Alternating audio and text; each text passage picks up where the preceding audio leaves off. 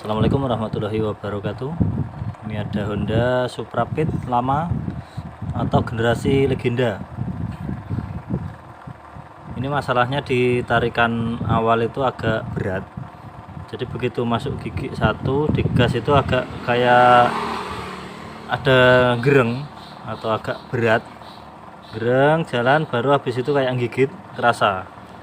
Grel gitu langsung ada tenaga. Nah, giliran udah jalan tambah gigi, gas agak besar, begitu digas itu kayak ada yang narik atau masih gereng.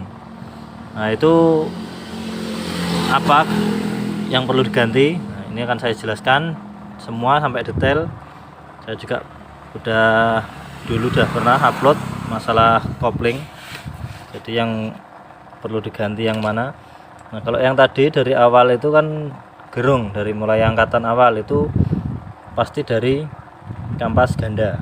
Nah, ini bisa dari mangkoknya atau bisa dari emang kampas ganda itu udah jalurnya udah mau habis, atau emang udah habis tipis semua, atau emang loncengnya udah bergaris. Nah, itu macam-macam gejalanya, nanti dilihat. Ini belum saya buka, baru saya buka murnya.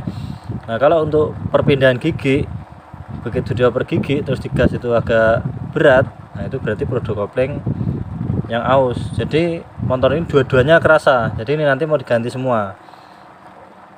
Kalau yang depan belum tentu ganti, walaupun rasanya emang kampas ganda yang udah aus, tapi nanti kalau emang bisa diakali, kalau emang nggak bisa nanti ya diganti.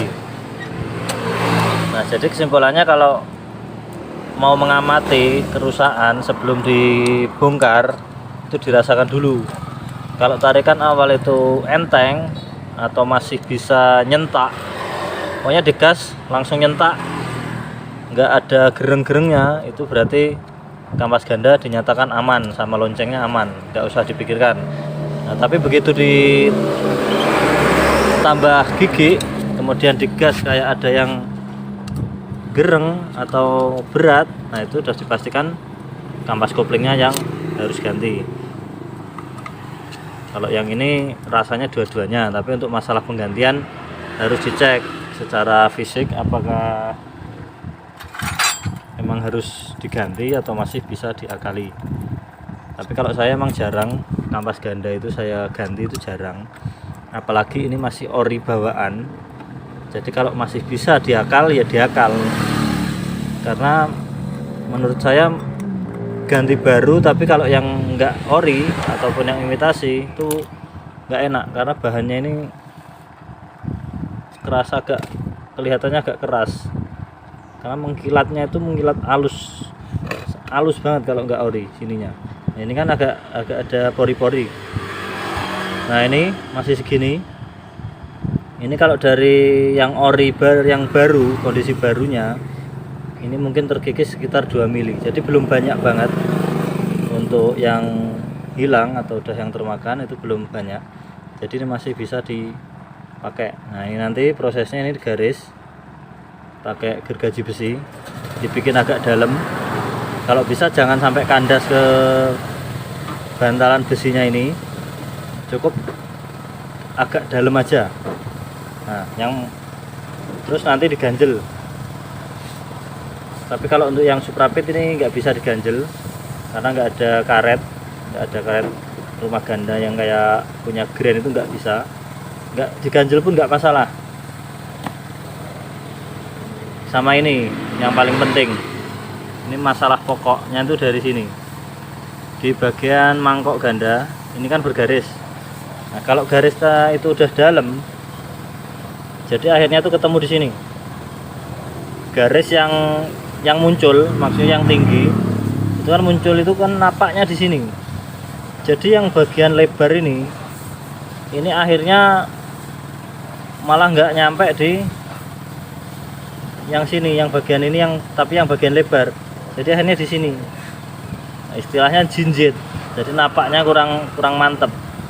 Akhirnya tenaganya berkurang. Nah, ini tujuannya didalemin, terus ini nanti diratain itu supaya yang napak itu yang bagian yang lebar-lebar ini. Emang kalau sistem kopling basah itu memang harus ada jalur. Selain jalur ini, yang paling penting ini adalah jalur oli buat pelumasan. Beda kalau matic itu kan kering, jadi nggak perlu ada garis. Makanya percuma kalau motor matic itu dikasih garis, malah sayang karena harus napaknya lebih banyak kalau yang kopling kering. Nah, kalau model basah harus ada garis, jadi ini diperdalam. Dan untuk di video ini saya akan fokuskan untuk cara bubutnya ini menggunakan gerinda. Jadi alat yang dibutuhkan itu gerinda. Cari mata gerindanya yang udah mungkin udah kemakan sekitar 30%, jadi enggak yang baru malahan. Bahkan yang agak kecil pun malah biasanya lebih enak masuknya. Jadi untuk posisinya seperti ini. Nah, seperti ini. Bentar, nggak kelihatan di kamera. Nah, seperti ini. Jadi usahakan dicoba dulu sebelum gerindanya dihidupkan. Jadi yang makan itu yang sebelah sini, bukan sini, ininya. Nanti begitu ini udah dihidupkan, dia muter, kelihatan mana yang udah kemakan atau belum. Jadi posisinya harus pas. Jadi kalau ada yang ke bengkel terus mangkoknya suruh ganti, suruh aja bubut pakai gerinda. Nah, kalau orangnya nggak mau ya mungkin bisa ke tempat bubut. Seharusnya kalau bengkel itu harusnya mau, karena dia cuma jual jasa. Kalau ada hal seperti ini, kalau mungkin dianggap masuk akal bisa ditiru, kalau nggak masuk akal ya terserah. Ini kan hanya cara, dan saya sudah membuktikan ini sangat awet dan nggak mengecewakan. Emang kalau bagusnya ini bubut pasti lebih rapi. Nah, ini cuma cara aja di bengkel saya, dan ini sudah saya terapkan bertahun-tahun kalau ada lonceng ori. Tapi ini berlaku mungkin hanya sekali dua kali kalau mangkoknya ini masih tebal. Kalau udah tipis ya lebih baik diganti, usahakan yang ori, jadi lebih bagus. Kalau penggantian mangkoknya aja, gigit nanasnya nggak ganti, itu kayaknya kurang maksimal untuk hasilnya, karena beda bahan itu juga beda. Oke, sekarang mau saya mulai. Saya jauhkan dulu untuk kameranya biar nggak kecipratan oli.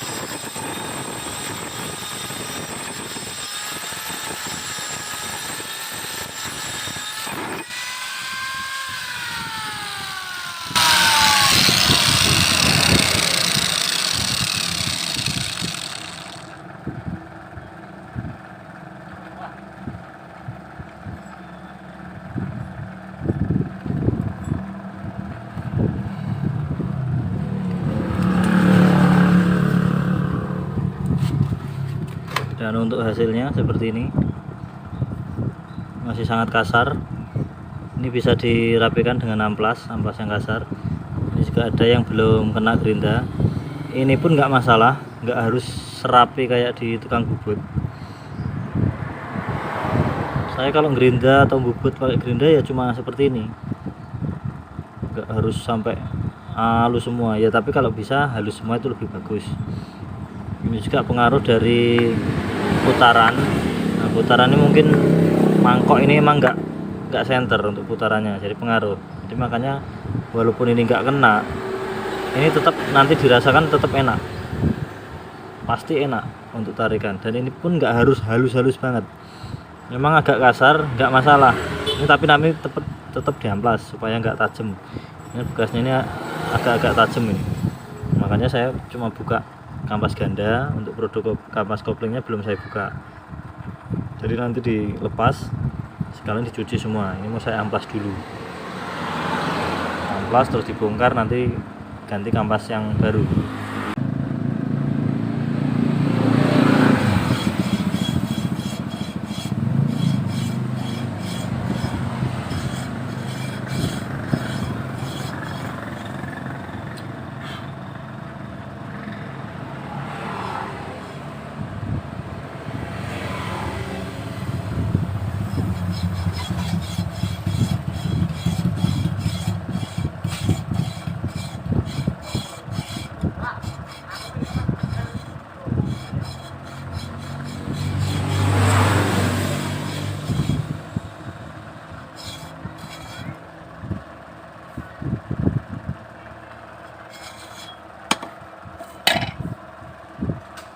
Seperti ini alurnya, jangan sampai kandas ke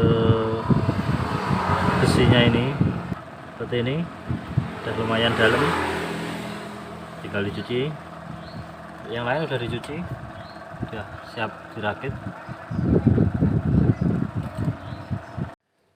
Nah, sekarang mau saya rakit dulu.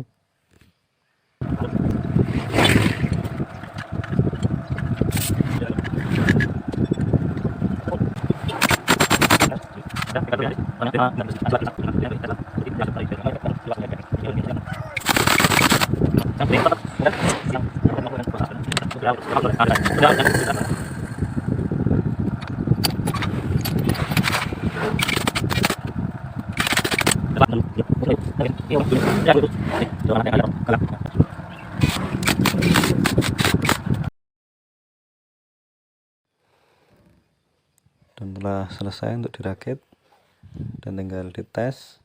Dan biasanya juga tarikan udah enteng, jadi nggak perlu saya videokan. Semoga bermanfaat. Wassalamualaikum warahmatullahi wabarakatuh.